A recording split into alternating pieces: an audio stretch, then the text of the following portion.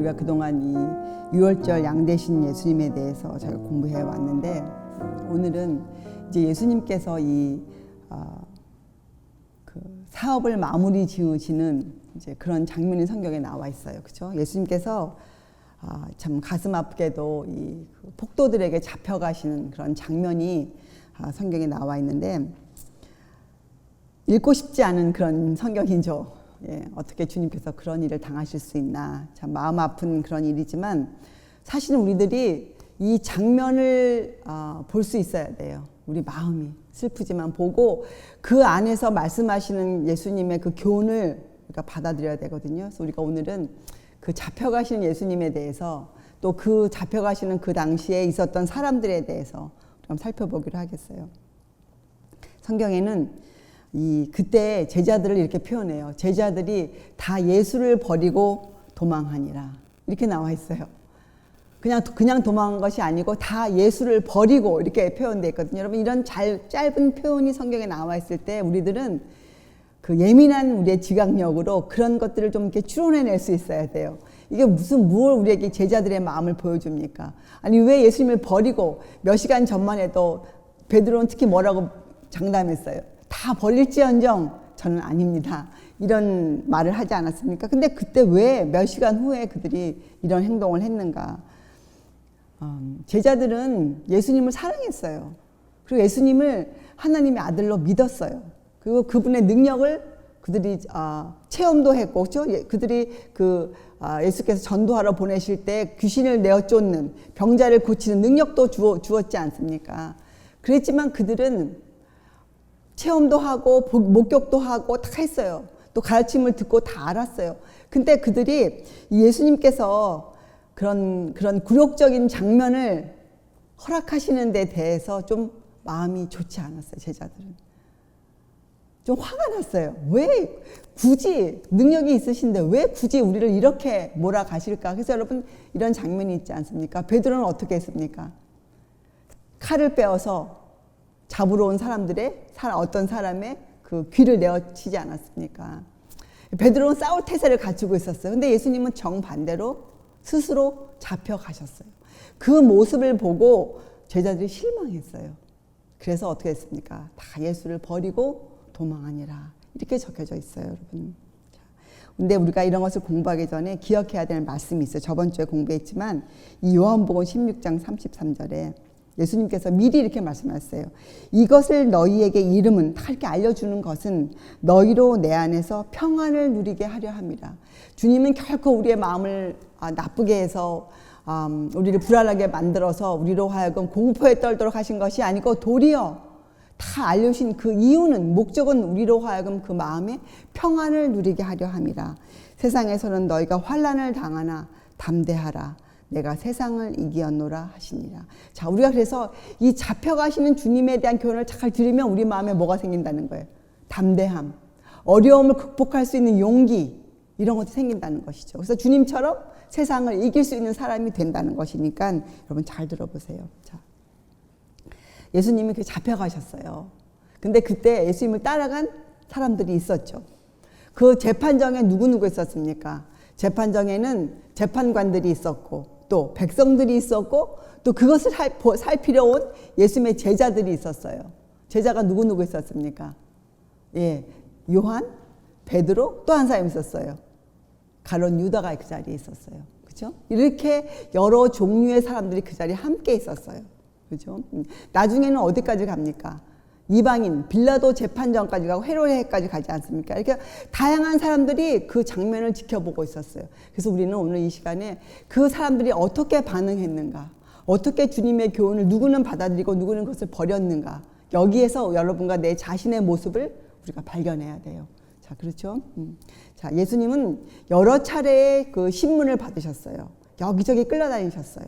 첫 번째는 안나스에로 갔다가, 또 그 다음에는 안나스와 가야바에게로 잡혀가셨죠. 안나스와 가야바는 그 당시에 대제사장들이었어요.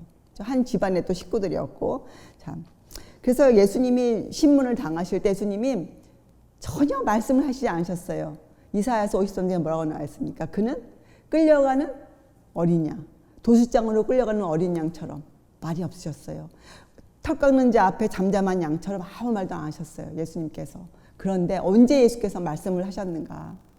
이런 질문을 그가 가야바에게서 받게 됩니다. 예수님께서 너는 하나님과 어떤 관계가 있느냐?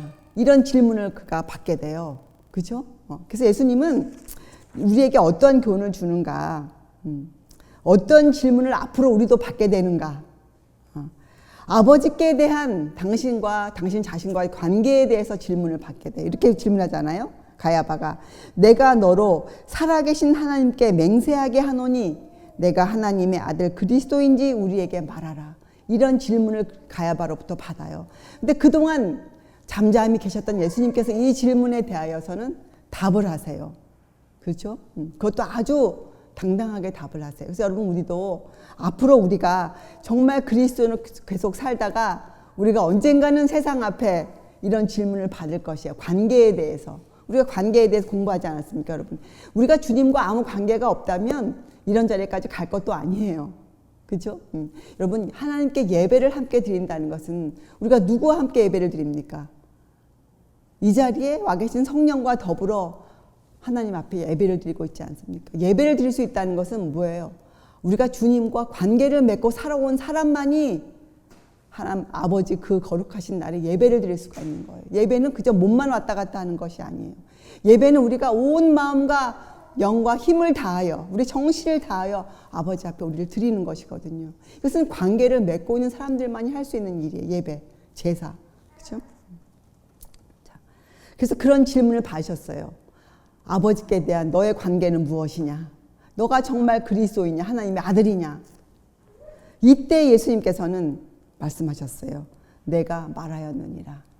그러나 내가 너에게 이르노니 이후에 인자가 권능의 우편에 앉는 것과 하늘 구름을 타고 오는 것을 너희가 보리라. 이게 무엇을 우리에게 알려주는 것입니까? 어떤 답을 주신 거예요? 가야바에게. 예수님께서는 가야바에게 당신의 품성과 그 사명에 대해서 공개하셨어요.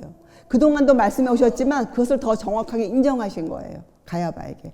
당신이 누구인지에 대해서 가야바에게 말씀하신 거예요. 그죠? 자, 그래서 앞으로 우리가 드려야 할 답이 무엇인가? 우리가 법정에 서게 될 때 그때 우리가 우리 자신을 방어하기 위한 답을 하는 것이 아니에요. 너는 이렇게 나쁜 사람이고 나는 이렇게 선한 사람이다. 이것을 우리가 증거하는 것이 아니에요. 사람들 앞에. 그런 질문을 받을 때 우리는 어떻게 해야 돼요? 자기 방어를 위한 답은 해서는 안 돼요. 결코 할 수가 없죠. 예수님도 아셨어요. 우리가 그때는 묵묵히 침묵을 지켜야 돼요. 근데 언제 우리가 입을 열어야 하는가? 우리와 예수 그리스도의 관계를 물어볼 때 정말 그분이 너의 대언자이시냐? 정말 그분이 너의 중보자이시냐? 너는 누구의 힘으로 세상을 살아왔느냐? 너는 누구냐? 그분은 너에 대해서 누구시냐? 이 질문을 우리에게 던질 때 우리는 그때 용감하게 막힘없이 우리가 증명해야 돼요. 말을 해야 돼요. 이것을 성경은 증인이라 말하죠. 근데 어떤 말을 우리가 해야 됩니까? 우리의 품성으로 그 답을 해야 되고 우리가 어떠한 사명을 갖고 있는가를 우리가 증거해야 돼요. 예수님처럼. 예수님은 당신의 품성과 당신의 사명을 증거하신 것처럼 우리도 우리의 그 품성과 우리의 사명을 우리가 세상 앞에 증거해야 돼요. 그래서 우리가 여기서 배울 교훈은 예수님의 그 답하신 것을 통해서 우리도 앞으로 세상으로부터 이런 질문을 갖게 될 때 그래서 지금부터 이 질문에 대하여 우리가 준비가 되어가고 있어야 되죠. 자, 근데 그때 가야바의 태도는 어떠했습니까? 가야바는 사실은 예수님께서 스스로 당신을 정죄하도록 하기 위해서 노리고 있었어요. 기회를. 그렇죠? 그래서 예수님의 답을 듣고 가야바는 잘 됐다.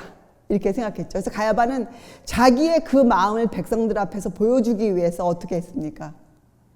자기의 옷을 찢었어요. 근데 여러분 여기에 굉장한 교훈이 들어있어요. 이 레위기서에 의하면 이 특별히 제사장들은 자기의 의복을 찢어서는 안 돼요. 왜 그렇습니까? 제사장들이 입고 있는 의복은 뭐에 대한 상징이에요? 그것은 원형이신 예수 그리스도의 품성을 드러내는 그러한 상징하는 옷들이에요. 그렇죠? 여러분 하나님께서는 완전한 것이 아닌 것은 받으실 수가 없으세요. 그래서 그들이 입는 것 하나하나, 그들이 하는 이 제스처 하나하나 모든 것이 성경에 제시되어져 있어요. 그들은 어떻게 해야 하는지 그대로 자기들의 생각과 의견으로 제사장직을 수행하는 것이 아니에요. 성경에 적혀져 있는 그대로 하나님의 법대로 그들이 그 직을 수행했어야 했어요. 그래서 가야바가 그날 입고 있었던 그 옷은 결코 가야바가 찢어서는 안 되는 거룩한 옷을 상징하는 것이었어요.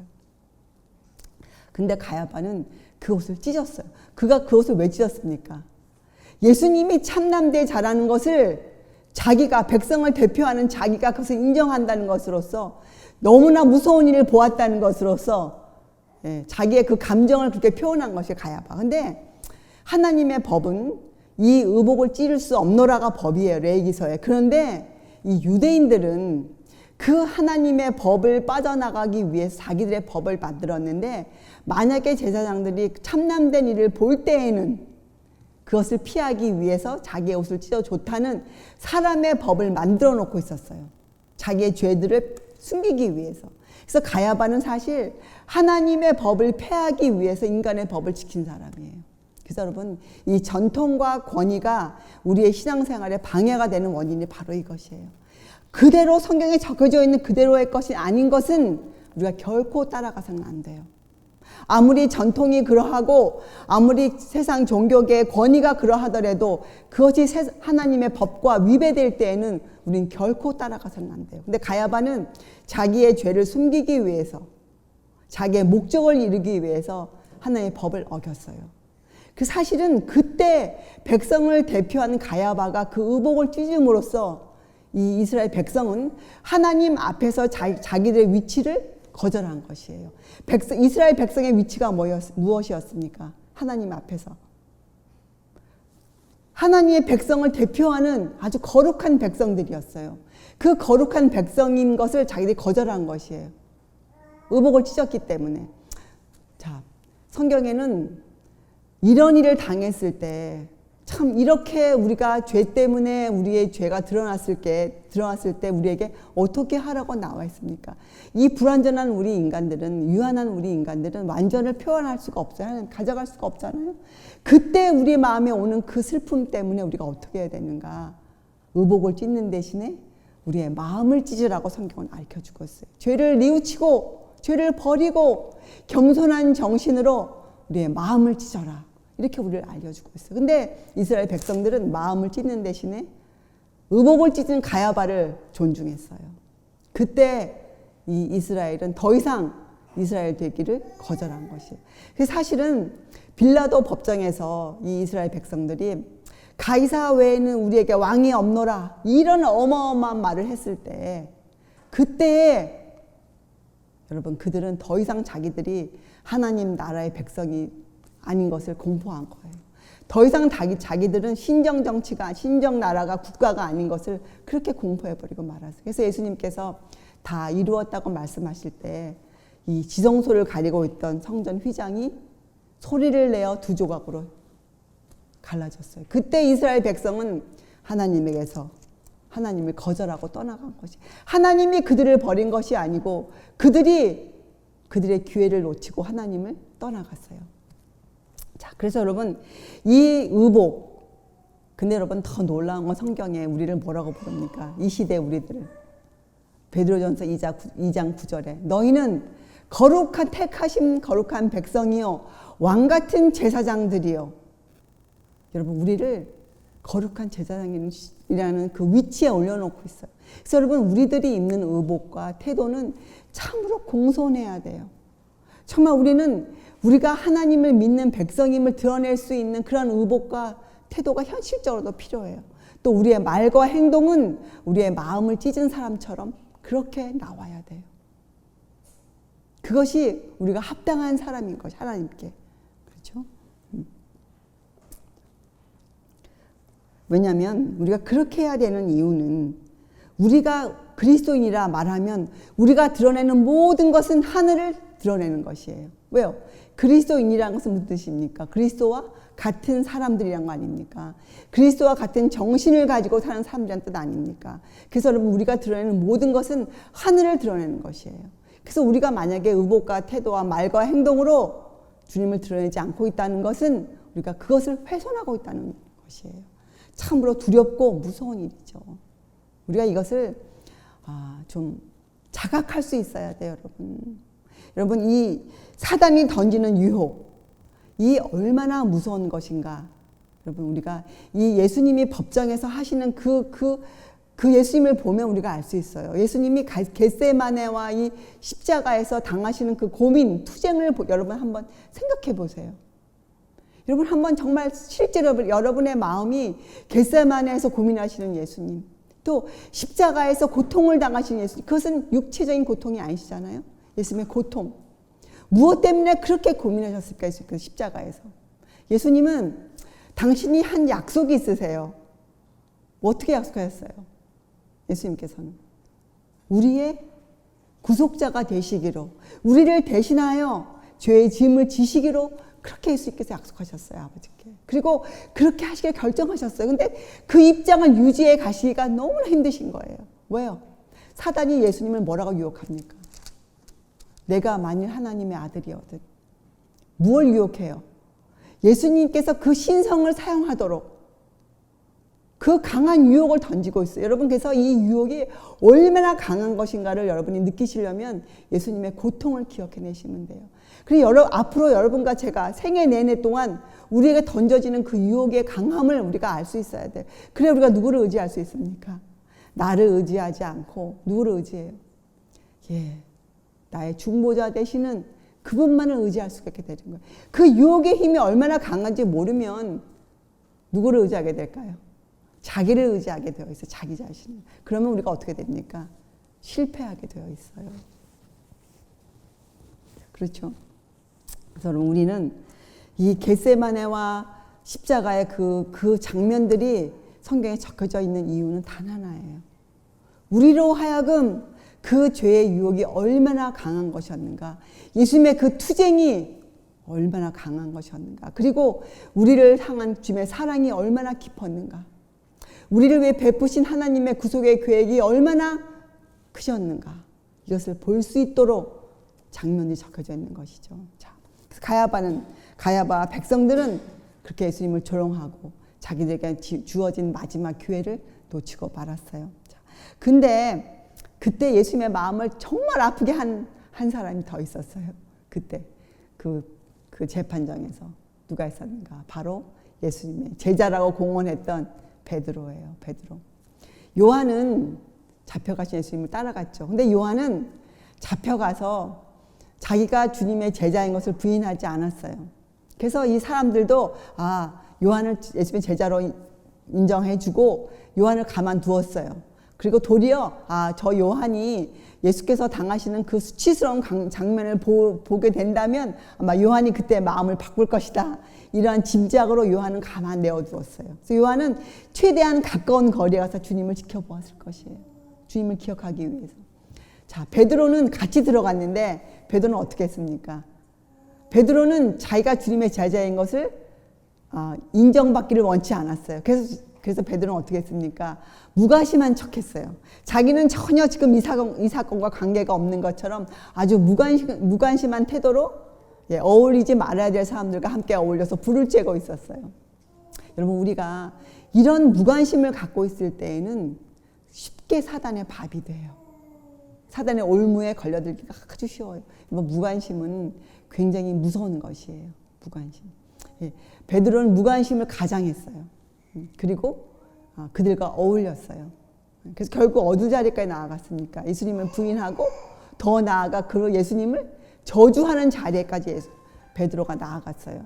근데 베드로가 예수님을 부인해서 3번 부인할 그때 어떤 일이 생겼습니까? 닭이 2번 울었어요. 근데 그때 이 닭이 2번 울 때 누가복음을 살펴보면 예수께서 돌이키사 베드로를 쳐다보셨다고 나와 있어요.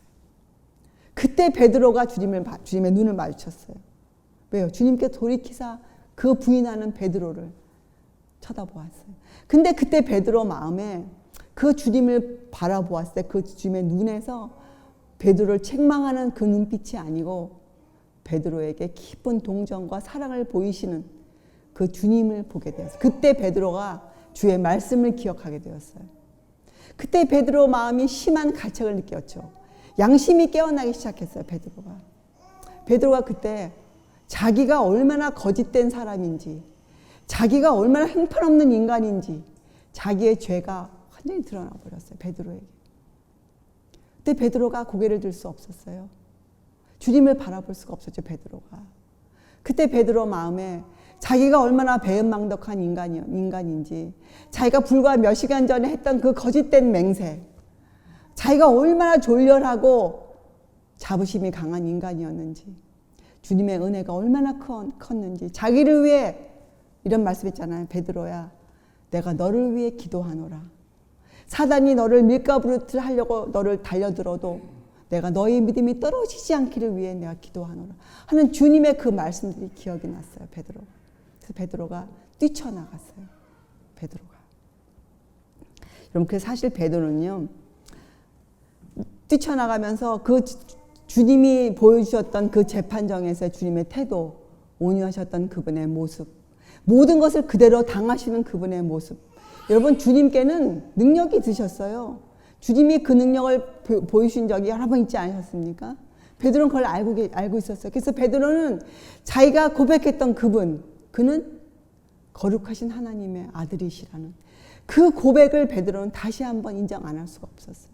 베드로는 정말 떨리는 마음으로 하나님 앞에서 자기가 어떠한 죄를 지었는가, 베드로는 두렵고 떨리는 마음으로 그는 죽기를 간구드렸어요. 엘리야처럼 베드로는 죽기를 간구했어요. 베드로는. 아마 베드로가 뛰쳐나가서 어디로 갔을까요? 예, 베드로는 아마 이 생각도 했을 거예요. 주님께서 나에게 시험에 들지 않게 깨어있어 기도하라. 그렇게 나에게 경고하실 때 나는 왜 깨어있지 못했던가? 나는 왜 그때 자고만 말았던가? 베드로는 정말 그런 떨리는 마음으로 아마 겟세마네에 가서 엎드렸을 거예요. 그 차디치 않은 땅바닥에 주님께서 그 고민하셨던 그 땅바닥에 자기도 엎드렸을 거예요. 그리고 주님께 간구드렸을 것이에요. 주님, 이 못난 죄인을 어떻게 했을까요? 용서하지 마소서. 그러나 주님 저를 구원하소서. 아마 베드로는 아마 그날 굉장한 통회의 밤을 지나갔을 거예요. 베드로는. 그렇죠? 자, 여기에 어떠한 교훈이 있는가? 베드로, 여러분, 죄를 짓는다는 것은, 죄는 여러분 갑자기 생겨나는 것이 아니에요. 베드로가 주님을 부인하기까지에는 그 길을 자기 자신이 만들고 있었어요. 큰 죄를 지을 길을 자기가 마련하고 있었어요. 주님은 그걸 보시고 베드로에게 경고하셨던 거예요. 그죠? 베드로야, 시험에 들지 않게 깨어있어 기도하라. 주의하여 깨어있어 기도하라. 여러 부분에 베드로에게 경고하셨었어요. 여러분, 우리도 말씀을 우리가 읽을 때 그런 경고가 있지 않습니까? 우리 양심을 건드리는 말씀들이 있지 않습니까? 그런데 그런 말씀을 읽고도 우리가 깨어나지 않는다면 여러분, 그것은 우리가 베드로처럼 주님을 부인할 그런 큰 죄를 지을 길을 지금 마련하고 있는 것이에요. 우리가. 그래서 여러분, 말씀을 읽을 때 여러분, 우리가 깨어나야 돼요. 주의 말씀을 읽고 진리 앞에 우리가 두 손 들어야 돼요. 만약에 그때에도 우리 죄가 드러나는데도 불구하고 우리가 그것을 인정하지 않는다면 무시무시한 일이 벌어질 것이에요. 왜 그렇습니까? 사단은 우리의 감각을 마비시키기 위해 온 힘을 다하고 있어요. 우리의 눈과 귀를 막으려고. 그래서 우리의 양심을 죽게 하려고 온갖 힘을 다 쓰고 있지 않습니까? 자, 그래서 여러분, 우리가 깨어 기도한다면 주님께서 우리를 홀로 있게 버려두지 않으실 거예요. 가장 어두운 시간에 여러분, 우리의 마음이 절망적으로 낙심이 되어 절망으로 갈 그때 주님이 우리에게 힘이 되실 거예요. 여러분, 가장 어렵고 극심한 시련의 때 우리에게 희망의 빛이 비출 것이에요. 여러분, 사람들이 아무리 힘들어도 여러분, 세상에도 이런 말씀이 있지 않습니까? 이런 격언이 있지 않습니까? 하늘이 솟아나도 무너져도 솟아날 구멍이 있다. 이것을 믿으라고 하지 않습니까? 우리가 시련의 때, 가장 극심한 시련의 때, 이 세상이 만들어진 일에 없던 환란의 때에 우리가 이 희망의 빛을 볼 수 있어야 돼요. 우리에게 희망의 빛이 비춰질 수 있어야 돼요. 근데 이 희망의 빛이 여러분 무엇입니까? 희망의 빛이 뭐예요? 가룟 유다는 이 빛을 볼 수 없었어요. 그래서 그는 절망 가운데 스스로 목을 메어 죽었어요. 우리가 만약에 앞으로 이 빛을 볼 수 없게 된다면, 우리가 지금도 매일의 생활 가운데에서 우리 스스로를 보고 절망 가운데 빠져버린다면 우리에겐 더 이상 가망이 없어요. 그러나 우리가 죄인된 우리의 모습에서 우리가 이 희망의 빛을 발견한다면, 그리고 이것을 붙잡는다면 우리에게는 확신이 생길 것이에요. 용기가 생길 것이에요. 주의 말씀이 기억날 것이에요. 내가 세상을 이기었노라. 담대하라. 그래서 우리가 세상을 살아낼 수 있을 것이에요. 자, 여러분, 사실 그때 주님의 제자들이 이런 주님께서 깨어 기도하라, 이때 깨어 기도했더라면 십자가 위에서 고통을 당하신 주님을 그들이 볼 수 있었을 것이에요. 그때 뭘 볼 수 있었을까요? 그분이 고통을 당하시는 그 이유와 목적을 제자들이 알 수 있었을 것이에요. 슬프지만은 않을 것이었어요. 그들이 구속의 계획을 이해하고 그 주님의 신성과 인성을 그들이 볼 수 있었을 것이에요. 그 십자가 위에서. 그죠? 근데 제자들은 다 도망가 버리고 그것을 볼 수 없었어요. 여러분, 우리가 지금 깨어 기도하고 산다면, 우리가 그 희망의 빛을 매일매일 붙들고 산다면 우리가 재림을 위해 준비되어질 것이에요. 그래서 가장 극심한 시련의 때, 그 짐승의 표의 환난을 지나갈 때, 야복 강가를 지나갈 때, 마지막 7 재앙을 지나갈 때, 여러분, 우리는 이 희망의 빛을 붙들 수 있게 될 것이에요. 희망의 빛이 누구세요? 그렇죠. 우리의 중보자 되시는 우리의 주님. 세상을 이처럼 사랑하신 하나님, 우리의 구주 예수 그리스도, 성육신의 비밀, 이 땅에 사람으로 오신 그분의 인성, 그분이 사람이셨구나. 그분이 우리의 모든 약함을 채울하신 그분이시구나. 그분이 바로 우리의 대제장이시구나. 바로 그분이시구나. 나의 구주 예수 그리스도. 그 복음의 밝은 빛이 우리에게 비출 것이에요. 여러분, 지금 우리는 이 복음의 밝은 빛을 통해서 하나님의 법을 바라볼 수 있어야 돼요. 여러분, 구약 성경은 아주 중요한 책이에요. 우리가 구약 성경이 우리에게 가깝지 않은 단 하나의 이유는 우리가 복음을 이해하지 못하기 때문이에요. 우리가 복음을 이해한다면, 우리가 주님을 안다면 구약 성경이 우리에게 굉장한 도움을 주는 아주 훌륭한 지침서예요. 그렇죠? 자, 그래서 여러분, 우리에게 있는 유일한 희망의 빛은 십자가 위에 예수 그리스도세요.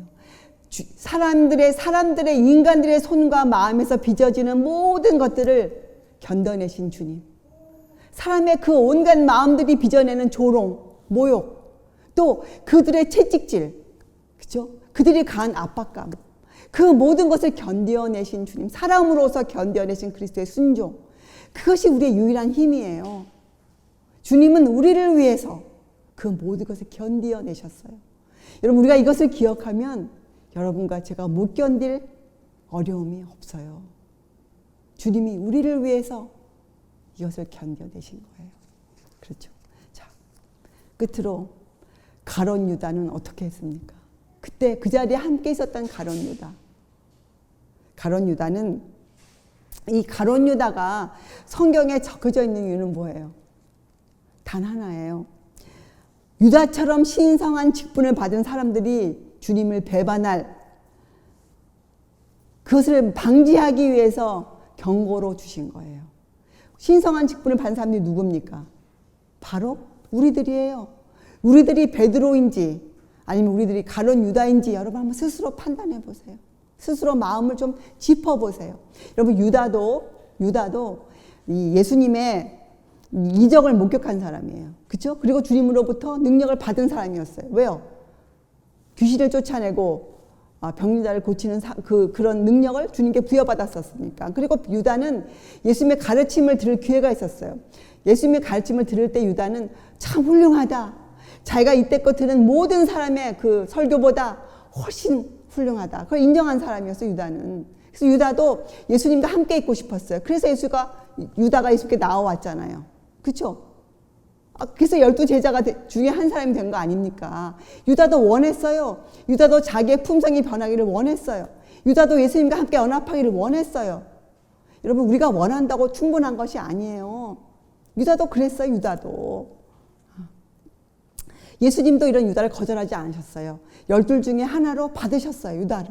그 유다에게 기회를 주셨어요. 어떤 기회? 예수님은 유다의 그 기질을 보셨어요. 유다에게 어떤 기질이었습니까? 그래서 여러분과 저에게는 기질이 참 우리가 잘 알아야 돼, 우리 기질에 대해서. 유다에게 어떤 기질이 있었습니까? 탐욕적인 기질이 유다에게 있었어요. 유다는 아주 욕심이 많은 사람이었어요, 유다는. 그리고 유다는 자기 스스로를 현명하다고 생각한 사람이었어요. 그래서 모든 제자보다 자기가 더 훌륭하다고 생각했던 사람이었어요, 유다는. 그렇죠?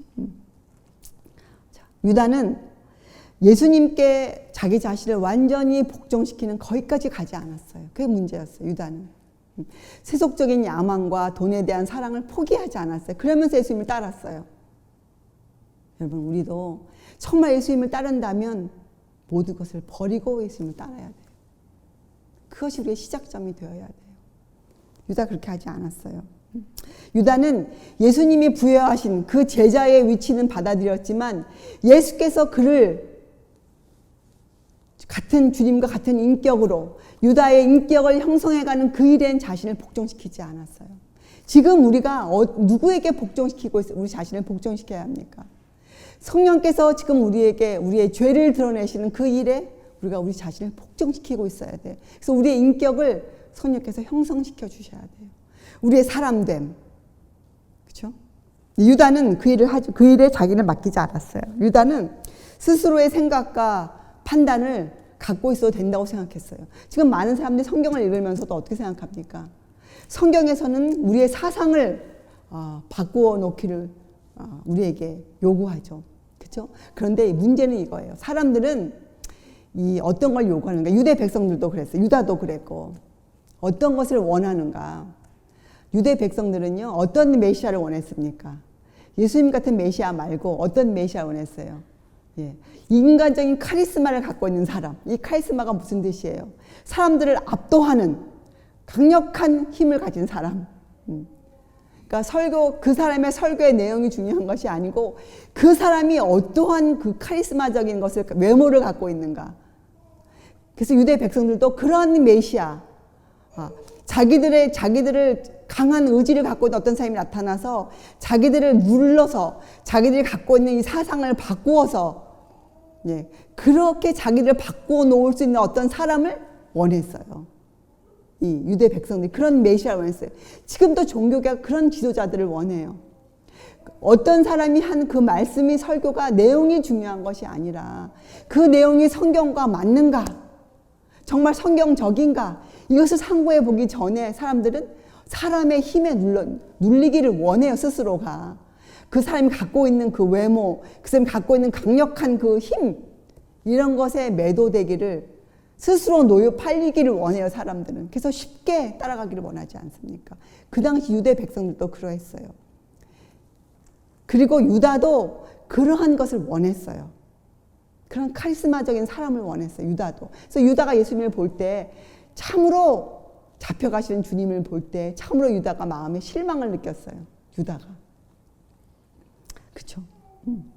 그래서 이 유다는 종종 예수님 생애 가운데 예수님이 그 하신 일을 볼 때, 특별히 예수님께서 이 부자 청년을 취급하시는 그런 것을 볼 때, 또 침례요한을 살려주지 않고 그저 놔두시는 것을 볼 때 이 가룟 유다 마음에 불평이 생기기 시작했어요. 왜 저렇게 하실까? 나 같으면 저렇게 안 할 텐데. 그래서 사실 유다는 예수께서 하실 일을 자기가 갖고 있었어요. 그리스도라면 이렇게 하셔야 된다. 자기 생각을 갖고 있던 사람이에요. 그래서 여러분, 우리가 성경을 읽으면서 성경에서 제시하는 이 사상을 받아들인다는 것이 참으로 중요한 것이에요. 그때야 비로소 내 판단이, 내 의견이 사라져요. 근데 많은 사람들이 그렇게 하지 않기 때문에 자기 생각과 자기 의견을 갖고 있기 때문에 쉽게 다른 사람을 판단하고 비평하게 이르는 것이죠. 우리가 남을 판단하고 비평하는 그 성질을 버리려면 우리가 성경의 사상을 받아들여야 돼요. 그렇죠? 그리고 유다는, 예수님 유다를 아셨기 때문에 이 유다를요, 그 탐욕적인 그 기질을 고칠 수 있는 위치에 유다를 놓으셨어요. 그게 뭐였습니까? 12 제자 중에 돈을 만지는 자리에 유다를 갖다 놓으신 거예요. 유다로 하여금 그 탐욕적인 기질을 버리라고. 근데 도리어 유다는 그 기회를 어떻게 해요? 잘못 사용한 사람이죠. 여러분, 이 돈을 만지는, 특별히 예수님 사업은 무슨 일을 많이 했습니까? 가난한 자들을 구제하는 일을 많이 하지 않습니까? 봉사사업. 그래서 유다는 그 책임을 맡고 있었어요. 유다가. 그렇잖아요? 근데 유다는 도리어 그때 헌금이 들어왔으면 얼마큼 들어왔겠습니까? 예수님께. 그죠? 근데 유다는 그 비약한 자금에서도 자기 몫을 챙겼던 사람이에요. 근데 이게 자기의 안목으로 보면, 세상 사람의 안목으로 보면 당연히 챙기는 거죠. 자기가 그만큼 일을 했으니까 나는 내 몫을 챙긴다. 유다는 몫을 챙겼어요. 그런데 하나님의 안목으로 보면 유다는 성경에 도적이라고 적혀져 있어요. 도적. 하나님 것을 훔쳐간 사람으로 표시되어 있어요. 여러분, 그래서 우리가 우리의 그 앞날에 우리의 인생의 어떤 사물들을 볼 때 누구의 안목으로 어떤 일을 보고 있느냐가 참으로 중요해요. 내가 지금 이 일을 어떤 안목으로 보고 있는가? 이것을 지금 내가 내 생각과 내 판단으로 판단하고 있는가? 아니면 하나님께서 이 일을 어떻게 보시고 계시는가? 이렇게 내가 볼 수 있는가? 이것이 여러분 참으로 중요한 것이에요. 유다는 그렇게 그 돈을 훔치면서도 전혀 마음의 가책을 받지 않았어요.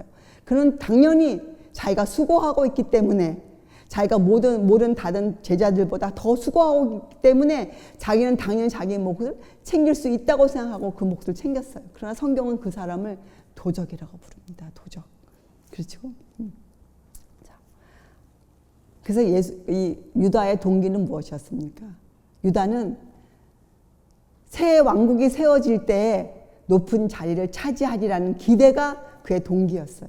자, 그래서 유다는 예수께서 잡혀가실 때 두 가지 마음이 있었죠. 유다가 만약 저분이 잡혀가시는 그것이 결국이라면 잡혀가셔야지. 그때 나는 저분과 아무 관계가 없는 사람으로 자기는 서 있으면 돼요. 그렇죠? 그럼 자기는 손해볼 것이 아무것도 없어요. 그 유대 관원들에게. 그런데 만약 예수님이 잡혀가시는 도중에 예수께서 능력을 발휘하셔서 예수님이 그때에 비로소 이제 이 백성들은 내 방법으로 안 되는구나. 도저히. 이제 정말 새 왕국을 세워야겠노라. 예수께서 새 왕국을 세우시면 그때 예수님께서 유다에게 참 유다야 고맙다. 너가 나를 깨워줬구나. 그래서 내가 이렇게 새 왕국을 세웠노라. 이렇게 자기가 대접을 받을 수 있다는 계산을 유다는 하고 있었어요. 자, 그럼 유다가 얼마나 계산이 치밀했던 사람입니까? 이쪽이 됐든 저쪽이 되든 자기는 아무런 손해도 보지 않는 사람. 자기는 자기의 그 이익을 챙길 수 있는 사람. 그런 계획을 유다가 세워놨어요. 그리고 유다가 예수님을 팔았어요. 유다는 지금 자기가 보고 있는 그 예수님, 재판정에서 그 모든 것을 감내하시는 그 주님을 볼 거라고는 꿈에도 생각지 않았어요. 유다는. 근데 베드로와 유다의 차이가 무엇이었습니까? 베드로는 그때 그 주님을 보고 베드로는 어떻게 했습니까? 그 마음이 깨어났어요. 베드로는. 자기의 죄를 인정했어요. 베드로는. 그리고 베드로는 어떻게 했습니까? 마음을 찢었어요. 베드로는. 유다는 어떻게 했어요? 유다는 그 주님을 보고 유다는 회개를 할 수가 없었어요. 왜요? 왜 회개를 유다가 할 수 없었습니까? 유다는 자기 자신을 주님께 복종시키며 사는 자기의 생각을 주께 고정시키지 않았기 때문에 그때 유다는 마음을 찢을 수가 없었어요. 유다는 회개할 수가 없었어요. 도리어 유다는 어떻게 됐습니까? 자기가 예상치 않았던 그런 결과를 맞이했을 때 유다는 공포심에 눌러버리고 말았어요. 유다는 그동안 예수님이 하셨던 그런 말씀, 저분이 하나님의 정말 아들이라는 것, 자기가 지금 하나님을 팔았다는, 배반했다는 그 두려움, 그 절망적인 마음에 그는 잡혀버리고 말았어요. 유다는 그 어려운 시간의 때에 희망의 빛을 발견할 수가 없었어요. 그래서 유다는 회개할 수가 없었어요. 여러분, 회개는 어느 때 우리가 할 수 있습니까? 회개는 우리 마음에 주님을 붙잡을 때, 우리 마음에 성령께서 그 빛을 비춰주실 때 우리가 할 것이 회개예요. 그때에만 우리가 마음을 찢을 수가 있어요. 유다는 마음을 찢을 수가 없었어요. 회개할 수가 없었어요. 유다는. 그래서 유다는 절망 중에 스스로 목을 메어 죽었어요. 유다는. 자, 여러분, 지금도 종교계에서는 죄에 대한 이야기가 나오면, 죄에 대한 설교가 나오면 뭐라고 얘기합니까? 듣고 싶어 하지 않아요. 왜 번영을 얘기하지 않는가? 왜 평안과 안전에 대해서 설교하지 않는가? 왜 우리의 죄를 자꾸 드러내는가? 그저 믿으면 되지 십자가를. 왜 우리로 하여금 그렇게 어려운 처지에 놓이라고 하는가? 왜 자꾸 어려움을 얘기하는가? 그 유다 같은 마음을 갖고 있는 사람들이 많아요. 여러분 이 시간에 우리도 한번 우리의 마음을 깊이 살펴봐야 돼요. 지금 우리가 어느 상태에 있는가? 우리는 과연 우리의 마음을 찢고 있는가? 우리의 죄가 드러날 때마다 우리의 마음을 찢고 있는가? 아니면 도리어 남을 탓하고 있는가? 환경이 이렇지 않았더라면 내가 결코 이런 죄를 짓지 않았을 것이다. 이런 핑계를 대고 있지는 않는가? 여러분, 또 유다는 이 성경에서 있었던 사건들을 잘못 적용시킨 사람 중에 예예요. 왜 그렇습니까? 이 오병이어의 기적을 보았을 때 유다는 어떻게 생각했습니까? 예수께서 그리스도의 나라의 성질에 대해서 그렇게 설명해 주셨어도 유다는 오병이어의 기적을 보고 어떻게 생각했어요? 됐다. 저런 분이라면 새 왕국을 세우실 수 있다. 주님께서 그렇게 그리스도의 나라가 세워지지 않는다고 말씀을 하셨음에도 불구하고 유다는 자기의 생각을 고집하고 있었어요. 성경에서 여러분 우리의 앞날에 대해서 자세히 설명해 주어도 사람들은 그것을 읽으면서도 자기들의 견해대로 앞날을 해석하고 있어요. 그래서 여러분 그 당시 유대 백성들도 이렇게 얘기하지 않습니까? 예수님에게 예수님을 때리면서 이렇게 얘기하잖아요. 선지자 노릇을 하라. 너를 친 자가 누군지 알아내라. 그들의 안목은 선지자란 그들의 안목은 그저 예언이라는 것이 미래를 자기들의 안목으로 앞날을 아는 것뿐이에요. 그러나 우리에게 말씀해 주신 예언의 그 목적과 그 예언은 무엇입니까? 우리에게 이 미래를 알려주신 그 목적이 무엇이에요? 우리로 하여금 마음을 찢고 다시 만날 그 주님을 만날 수 있는 그런 사람이 되라고 우리에게 주신 것이 예언이잖아요. 그렇죠? 자, 유다는 그 이기적인 욕망 때문에 눈이 먼 사람이에요. 그렇죠?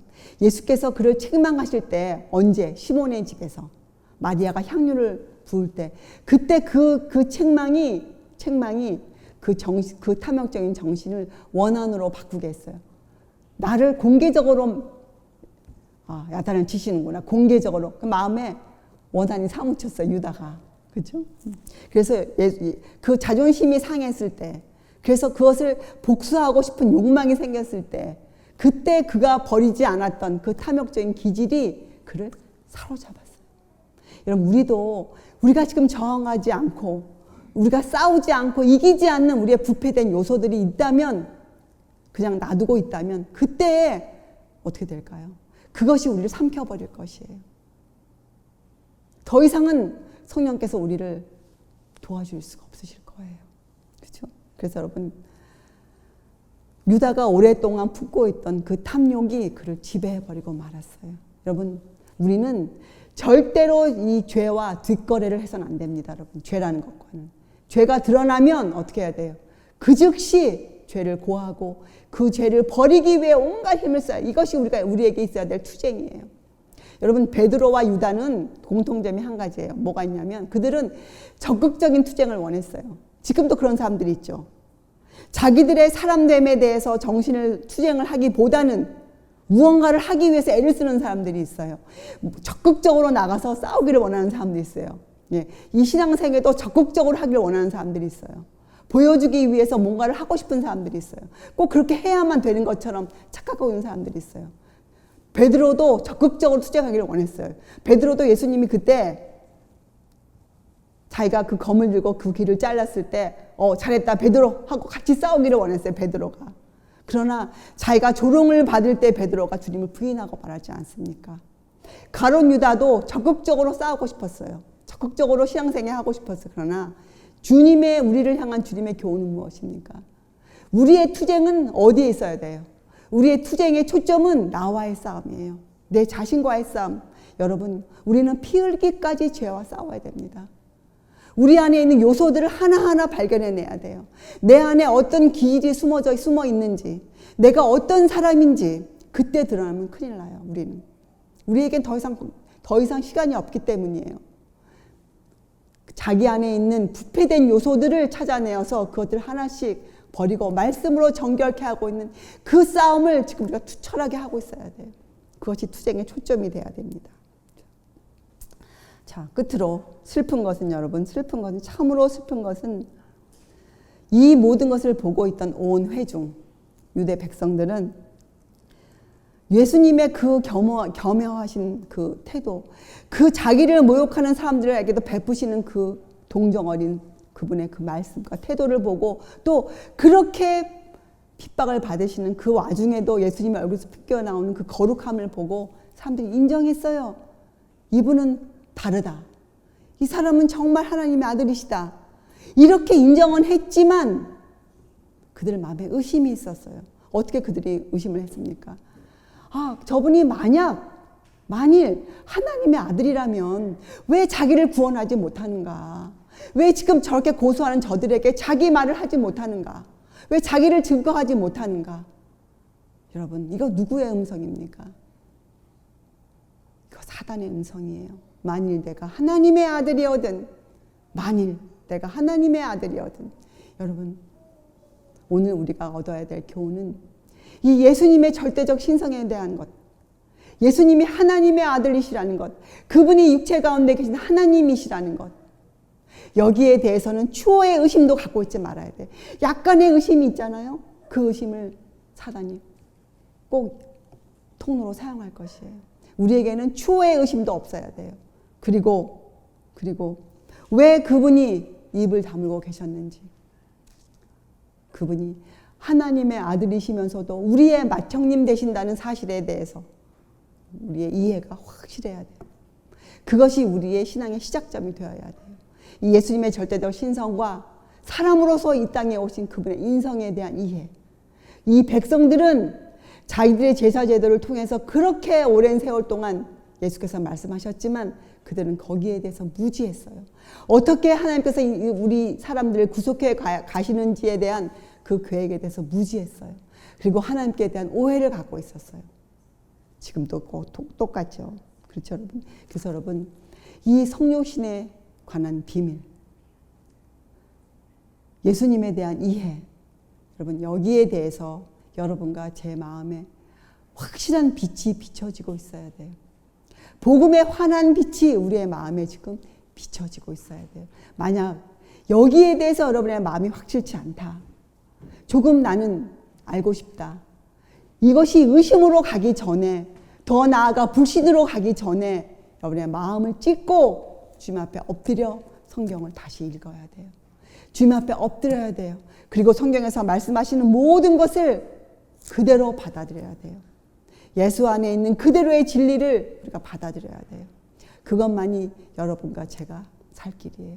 우리에게 이러한 준비를 하게 하시기 위해서 예수님이 잡혀가시는 광경이 재판정에 서 계신 예수님의 모습이 적혀져 있어요.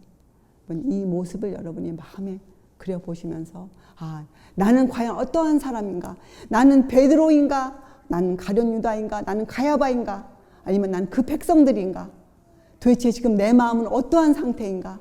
나는 어디에 놓여져 있는가? 내 위치는 무엇인가? 자신에 대해서 그 투쟁에 초점을 맞춰주시기를 바랍니다. 다 같이 기도하시겠습니다. 하늘에 계신 하나님 아버지, 저희들에게 주님의 생애를 펼쳐놓아 주셨습니다. 저희들에게 주님께서 하신 모든 일들을 숨기지 아니하시고 밝히 보여주시고 계십니다. 주님, 저희들이 이 복음의 밝은 빛으로 저희의 마음을 깊이 들여다보아 저희가 그때 주님을 만날 수 있도록 주님 도와주시옵소서. 성령께서 지금 이 시간 저희들의 마음을 만지시고 저에게 오셔서 저희의 죄를 드러내시고 저희들이 그때 그 역사에 굴복하여 주님 저희 자신을 주께 온전히 드릴 수 있는 그런 사람 되게 하여 주시옵소서. 감사드리오며 귀하신 예수 그리스도의 이름으로 아버지께 간절히 기도드리옵나이다. 아멘.